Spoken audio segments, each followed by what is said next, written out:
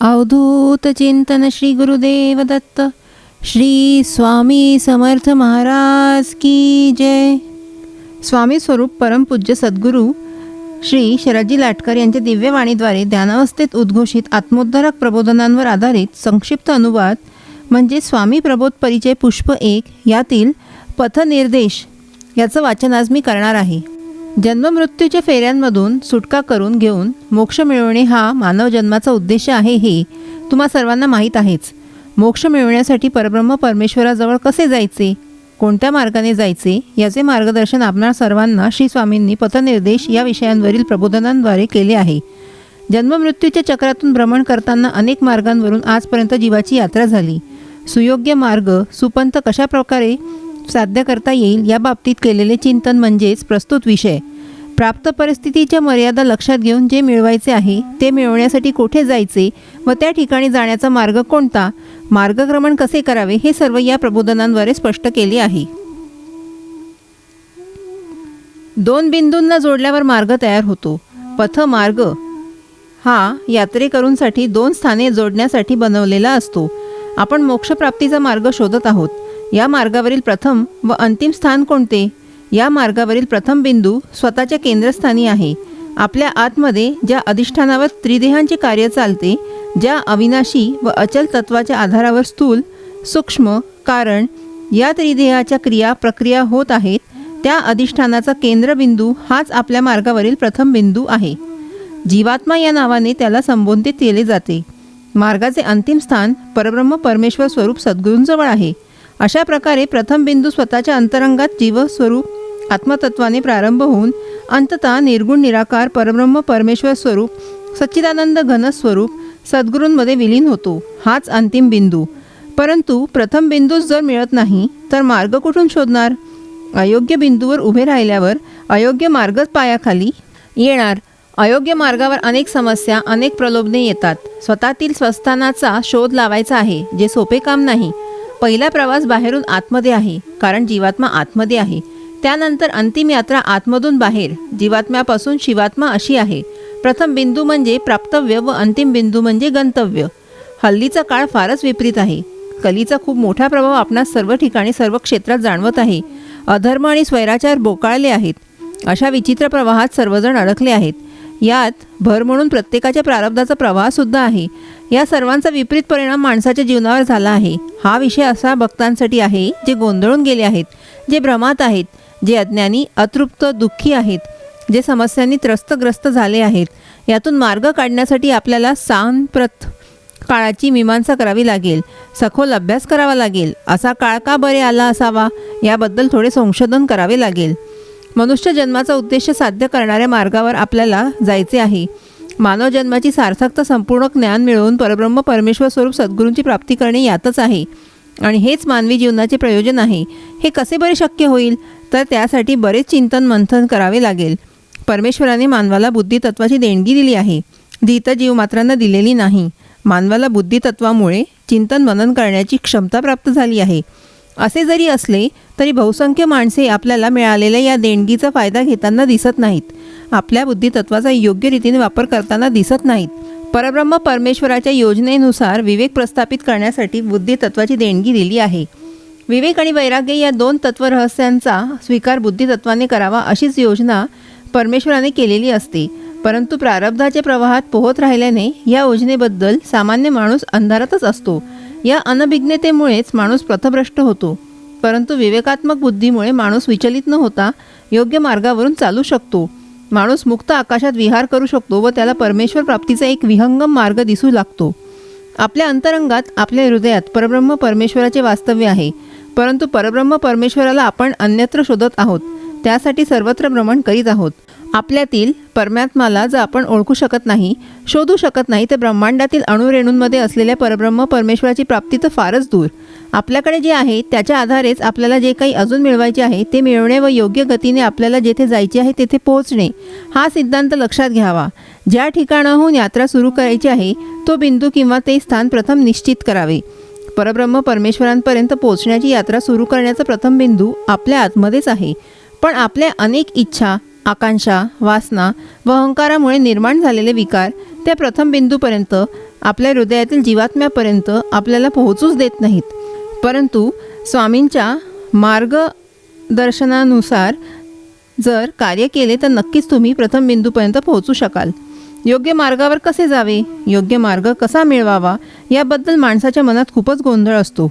माणूस धनवान असो अथवा निर्धन, अत्यंत सुखी असो किंवा दुःखी, पूर्वकर्मात भरपूर पुण्यगाठी लागले असो किंवा पापाचा घडा भरलेला असो, परंतु त्याच्या जीवनात असे काही क्षण येतात, अशा काही गोष्टी घडतात की तो चक्रावून जातो, भ्रमात गुरफटतो व पथभ्रष्ट होतो. काम, क्रोध, लोभ, मोह, मद, मत्सर आणि रागद्वेष यांनी तो घेरला जातो. भीती व चिंता यांनी ग्रस्त होऊन जातो. आपल्या भविष्याची सतत काळजी करत बसतो. त्याच्या कारण देहात साठलेल्या इच्छा, आकांक्षा, वासना त्याला अस्वस्थ करतात. आपल्या सद्गुरूंना व आराध्य देवताला तो विसरतो आणि अशा प्रकारे तो आपल्या सुयोग्य मार्गावरून ढळतो व अयोग्य मार्गावर वाटचाल करू लागतो. सुयोग्य पथ कोणता या संभ्रमात तो पडतो आणि अशा वेळी त्याला सुपंथाचे मार्गदर्शन करणे अत्यावश्यक असते. विवेक बुद्धीनेच आपल्या अंतरंगातील प्रथम बिंदूचा आपण अभ्यास करण्यास सुरुवात करू. आपल्याला शोधून काढायचे आहे आपल्यातील जीवात्मतत्व, तोच प्रथम बिंदू आहे. मार्ग किंवा पंथ जो बिंदूंनी जोडला जातो आणि त्याचा पहिला बिंदू आपल्या स्वतःमध्येच आहे. आपल्या अंतरंगात जे जीवात्मतत्व आहे, जे जीवतत्व आहे, जे स्वतःच्या अस्तित्वाचे तत्व आहे, स्वतःमधील जे चेतन तत्व आहे, त्याचा माणसाने अभ्यास करणे, संशोधन करणे आवश्यक आहे. हल्लीच्या काळात माणूस ज्या बिंदूवर स्थिर आहे, उभा आहे, तो बिंदू चुकीचा असण्याची शक्यता आहे. ते स्थान विपरीत असू शकते आणि म्हणून जर अशा स्थानापासून यात्रेस सुरुवात केली तर तो मार्ग अयोग्य असेल. माणूस पथभ्रष्ट होईल. जेव्हा अयोग्य बिंदूपासून यात्रा प्रारंभ होते तेव्हा यात्रेची दिशा, यात्रेचा मार्ग चुकण्याची दाट शक्यता असते. परिणामतः मार्ग चुकल्यावर गंतव्यस्थानापर्यंत पोहोचण्याची काहीच शाश्वती राहत नाही. अनंत जन्मांच्या अपुऱ्या राहिलेल्या अनंत इच्छा, आकांक्षा कारण देहात साठलेल्या असतात. त्या घेऊन दशेंद्रियांच्या मदतीने विषयोपभोग घेण्याच्या मागे जीवात्मा धावत सुटतो. मन संकल्प विकल्पाने ग्रस्त असते. इच्छा आकांक्षा परिपूर्ण करण्याच्या हेतूने बुद्धी प्रयत्न करण्यात मग्न असते. चित्त अनेकाग्र असते. स्थूल आणि सूक्ष्म देहाला या इच्छा आकांक्षा वासना भोग घेण्यासाठी प्रवृत्त करत असतात. त्रिदेह यातच अडकून पडतो. मानव जन्माचा उद्देश विसरला जातो आणि जो प्रथम बिंदू आहे जीवात्मा, त्यापर्यंत जाण्यासाठी त्रिदेह स्वतःच अडचण होऊन बसतो. अशा या स्थूल सूक्ष्म कारण त्रिदेहामुळे आपली यात्रा प्रारंभ करायला ज्या मूळ स्थानापर्यंत जायचे आहे त्यात अडचणी निर्माण होतात. आपल्या मार्गाचे 2 बिंदू आहेत. प्रथम बिंदू जिथून आपल्याला मार्गक्रमण करण्यास सुरुवात करायची आहे तो बिंदू आहे जीवात्मा. मग दुसरा बिंदू जेथपर्यंत आपल्याला मार्गक्रमण करायचं आहे तो बिंदू आहे परब्रह्म परमेश्वर. जीवात्म्याला त्या परब्रह्मात विलीन व्हायचे आहे व जन्ममृत्यूच्या चक्रातून सुटका करून घ्यायची आहे.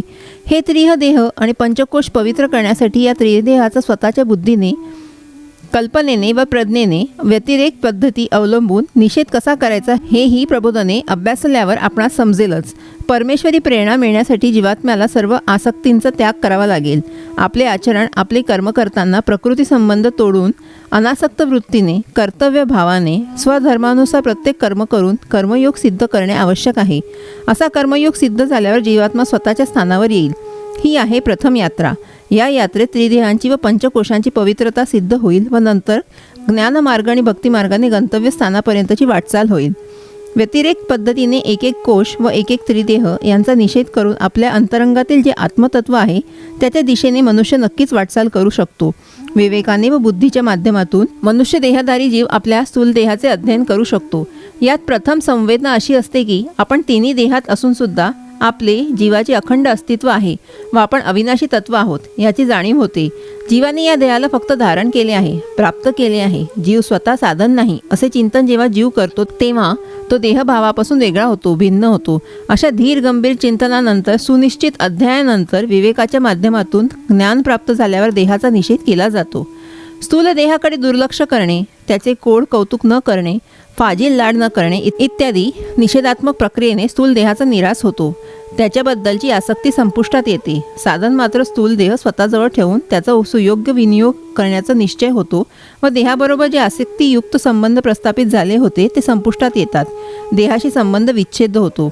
या कार्यप्रणालीला, तत्वप्रणालीला व्यतिरेक पद्धती असे म्हणतात. ही निषेधात्मक प्रणाली आहे. सद्गुरू जेव्हा आशीर्वाद देतात, जेव्हा सद्गुरूंचे प्रबोधन ऐकायला मिळते, त्या प्रबोधनांवर जेव्हा चिंतन मनन होते, अभ्यास केला जातो, तेव्हा मनुष्याची बद्ध अवस्था संपुष्टात येते आणि स्थूल देहाकडून सूक्ष्म देहाच्या निषेधाकडे चिंतन चालू होते. परब्रह्म परमेश्वर स्वरूप सद्गुरूंच्या आशीर्वादामुळे देहाची आसक्ती जेव्हा नष्ट होते तेव्हा मनुष्य बंधनांचा त्याग करून स्थूल देहावरून सूक्ष्म देहाकडे वाटचाल करू लागतो. बद्ध मनुष्य साधक बनतो. साधक जो साधना सिद्ध करून सूक्ष्म देहाचं अध्ययन करतो. सूक्ष्म देह जो स्वतः गुणांनी युक्त आहे पण निराकार आहे, ज्याला काही सुनिश्चित आकृती नाही, त्याचा कधी विस्तार होतो तर कधी तो आकुंचन पावतो. स्थूल देहापेक्षा तो अत्यंत सूक्ष्म आहे. सूक्ष्म देहाची आसक्ती यम आणि नियम यांनी क्षीण होते. त्यानंतर सद्गुरूंना शरण जाण्याच्या उद्देशाने आसनस्थ व्हावे. यम आणि नियमांमुळे आसन सिद्ध होते. त्यानंतर प्राणायाम सिद्ध करावा, ज्यामुळे आपले प्राण पवित्र होतील. अहंकाराच्या स्पर्शाने प्राण अपवित्र होतो. आसक्तीमुळे प्राणावर मल साचतो. परंतु या प्राणतत्वाला आसनस्थ होऊन सद्गुरूंसमोर विशेष पद्धतीने बद्ध केल्यावर हळूहळू प्राण पवित्र होतो. याचा परिणाम सूक्ष्म देहातील बाकी सर्व तत्व, दशेंद्रिय, अंतकरण, चातुष्ट पवित्र होतात. तत्वे पवित्र झाल्यावर जीव आणि जीवात्मा स्वतःचा संबंध सूक्ष्म देहाशी तोडून टाकतात. संबंध विच्छेद करतात व स्वतःच्या स्वरूपाच्या दिशेने जाऊ लागतात. प्राणायाम म्हणजेच प्रत्यक्ष चैतन्याबरोबर अनुसंधान. हे चैतन्य तत्व स्थूल देहात श्वास प्रश्वासाच्या रूपात आणि सूक्ष्म देहात प्राणतत्वाबरोबर आविष्कृत होते. अशा अनुष्ठानाने मनुष्याची स्थूल आणि सूक्ष्म देहावरील आसक्ती नष्ट होते. अशा प्रकारे स्थूल आणि सूक्ष्म देहाच्या आसक्तीचे उल्लंघन करून मनुष्य कारण देहात पोचतो, ज्यात अनंत जन्मींच्या अनंत इच्छा आकांक्षा वासना एकत्र होऊन साठून राहिल्या आहेत. कारण देहाचा निषेध करणे म्हणजे काय? इच्छा आकांक्षा वासना शून्यवत करणे म्हणजेच कारण देहाचा निषेध. या इच्छा आकांक्षा वासनांचा कारण देहातील साठा जोपर्यंत माणूस संपूर्णपणे नेस्तनाबूत करीत नाही तोपर्यंत जीवात्म्याच्या स्तरापर्यंत आपली यात्रा तो परिपूर्ण करू शकत नाही. सर्व बंधनातून मुक्त होण्यासाठी आपण बुद्धितत्वाच्या वापराने चिंतन करू शकतो. इच्छा आकांक्षा वासना संपुष्टात करण्याची कुठलीही आशा अहंकार तत्वात नाही. या कारणास्तव बुद्धितत्व अहंकार तत्वासमोर दुर्बल होऊन जाते. या मीमांसेतून एक गोष्ट निश्चित होते की जोपर्यंत अहंकार संपूर्णपणे शून्यवत होत नाही तोपर्यंत बुद्धितत्वाची क्षमता वृद्धिंगत होणार नाही. म्हणूनच अहंकार शून्यवत होणे किती महत्त्वाचे आहे हे लक्षात घ्यावे. मनुष्य सद्गुरूंच्या सन्मुख अतीव तरल भावनेने, अतीव तरल संवेदनेने स्वतःच्या अहंकार तत्वाला अत्यंत नम्रतेने जोपर्यंत सद्गुरूंच्या चरणावर समर्पण करीत नाही तोपर्यंत बुद्धितत्व आणि अहंकार तत्व दोघेही हातात हात घालून इच्छा आकांक्षांना खतपाणी देऊन त्यांची वाढ व जोपासना करीतच राहणार. मग त्यांचे उच्चाटन करणे तर फारच दूरची गोष्ट झाली. जो माणूस आपला अहंकार शून्यवत करण्याच्या उद्देशाने सद्गुरूंच्या सामोरे जाईल व आपला अहंकार विसर्जित करण्याच्या हेतूने त्यांच्यासमोर नतमस्तक होईल, शरणागती पत्करेल, त्या माणसाचे भाव कसे आहेत ते सद्गुरू बघतात. त्याच्या संवेदना बघतात. त्याची श्रद्धा खरंच दृढ आहे का नाही हे बघतात. त्यानंतर अशा दुर्लभ, जिज्ञासू, आर्त भक्ताकडे जेव्हा सद्गुरू कटाक्ष टाकतात तेव्हा अशा साधकाचा अहंकार ते आपल्याकडे खेचून घेतात व त्याला अनुग्रह देऊन अनुग्रहित करतात. अनुग्रहामुळे अशा साधकाचा अहंकार हळूहळू कमी होऊ नष्ट होतो. ही मोठी विलक्षण क्रिया आहे. अहंकार नष्ट होण्याची जी प्रक्रिया आहे ती केवळ सद्गुरूंच्या प्रभावानेच होते. सद्गुरू कृपेने शक्तीचे जागरण होते व अहंकार तत्व नष्ट होते. सद्गुरूंनी प्रक्षेपित केलेल्या शक्तीचे संचरण होऊन ती ते देहामध्ये संक्रमित होते व परिणामस्वरूप टप्प्याटप्प्याने अहंकार तत्व क्षीण होत जाऊन शेवटी शून्यवत होते. निरंकारी सहजावस्थेत बुद्धितत्व संपूर्ण परिवर्तित होते. अशा तऱ्हेने अतीव ऊर्जेने स्थूल आणि सूक्ष्म देह पवित्र होतात व तीच ऊर्जा कारण देहाच्या दिशेने इच्छा आकांक्षा वासनांचा साठा नष्ट होण्याच्या दिशेने प्रभावित करण्यासाठी वाटचाल करू लागते. जोपर्यंत कारण देहाचा संपूर्ण निषेध, कारण देहातील इच्छांचा त्याग, संपूर्ण अनासक्ती सिद्ध होत नाही तोपर्यंत मनुष्य स्वतःच्या स्वरूप स्थानाकडे जाण्यास असमर्थ असतो. जेव्हा भक्त म्हणतो की मी स्वामींचा आहे, केवळ स्वामीच माझे आहेत, तेव्हा अशा मनोधारणेने भक्त हळूहळू संपूर्ण स्वामी शरणागत स्थितीत जातो आणि त्यानंतर सर्व इच्छा आकांक्षांचा साठा असलेला कारण देह पवित्र होतो. अशा प्रकारे तिन्ही देहांवर ज्या निषेध करण्याच्या पद्धतीने हा विजय मिळवला, नियंत्रण प्रस्थापित केले, त्याला व्यतिरेक सिद्धांत असे संबोधले आहे. तिन्ही देहांवर नियंत्रण मिळविल्यावर परब्रह्म परमेश्वर बरोबर अनुसंधान प्रस्थापित होते व व्यतिरेक सिद्धांतांचे परिवर्तन अन्वय सिद्धांतात होते. देहात असलेली ऊर्जा ही प्रत्यक्ष परब्रह्म परमेश्वराचीच आहे आणि त्रिदेहाचे अस्तित्व व अधिष्ठान हे सुद्धा परब्रह्म परमेश्वराचेच आहे. बाह्य जगातील प्रत्येक अणुरेणूच्या अधिष्ठानात एकच तत्व आहे, एकच ऊर्जा आहे. अशा दिव्य दृष्टीने मनुष्य स्वतःकडे व जगाकडे बघायला लागतो. त्याला ऊर्जा मिळून तो एका वेगळ्याच आनंदाचा अनुभव घेऊ लागतो. त्रिदेहांवर नियंत्रण ठेवणे, त्यांवर विजय मिळवणे हे आपल्याला जमणार नाही. अशा गैरसमजुतीतून चालू झालेला प्रवास त्रिदेहावर विजय मिळवून संपत नाही. तो असाच चालू ठेवणे आवश्यक आहे. शिवाच्या शक्तीचा अनुभव जो घ्यायचा आहे. त्रिदेहांची शुद्धी झाल्यावर जीवात्म्यात खूप जिज्ञासा निर्माण होतील. आपण कोण? जीवतत्व म्हणजे काय?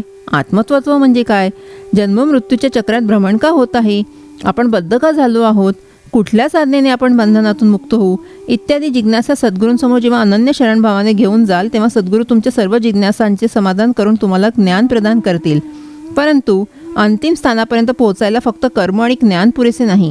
सद्गुरूंचे अखंड नामस्मरण, अनुसंधान, सद्गुरूंच्या दर्शनाची तीव्र ओढ, सद्गुरूंवर प्रेम आणि भक्ती अशा भक्तिमार्गाने अखंड चिंतन होत राहिल्यानंतर जीवभाव शिवभावात परिवर्तित होईल व आपल्या हृदय आकाशात अंगुष्ट मात्र परब्रह्म परमेश्वर कशा प्रकारे स्थानापन्न आहोत याचा शोध लागेल व द्वैतभाव संपुष्टात येईल. भक्तगण हो, अंतिम बिंदूपर्यंत पोहोचण्यासाठी या प्रबोधन मालिकेचे चिंतन मंथन जरूर करावे व मोक्ष मिळवावा. स्वामी म्हणतात की अंतिम तत्वरहस्य आता जाणून घ्यावे. नित्य नियमित सदाचार, सत्कर्म, स्वकर्तव्य, स्वधर्म प्रस्थापित करावा. तीव्र जिज्ञासा घेऊन सद्गुरूंच्या सन्मुख जावे व स्वरूपाचे ज्ञान प्राप्त करावे. स्वरूपाच्या ज्ञानाने स्वतःच्या जीवभावाची संपूर्ण विस्मृती करून परब्रह्म परमेश्वराशी एकरूप होऊन जावे आणि हाच या मार्गाचा अंतिम बिंदू आहे. इथे पोचल्यावर परब्रह्म परमेश्वराची अंतिम कृपादृष्टी होते तेव्हा हृदयात भगवत प्रेम उफाळून येते व हेच अंतिम गंतव्य आहे, हेच परमपद आहे, हेच गंतव्य स्थान आहे जेथे सत्ताधारी परब्रह्म परमेश्वर स्वरूप सद्गुरूंची प्राप्ती होते. 4 पुरुषांमधला हा चौथा पुरुषार्थ आहे. यालाच मोक्ष असे म्हणतात. श्री स्वामी समर्थ. जय जय स्वामी समर्थ.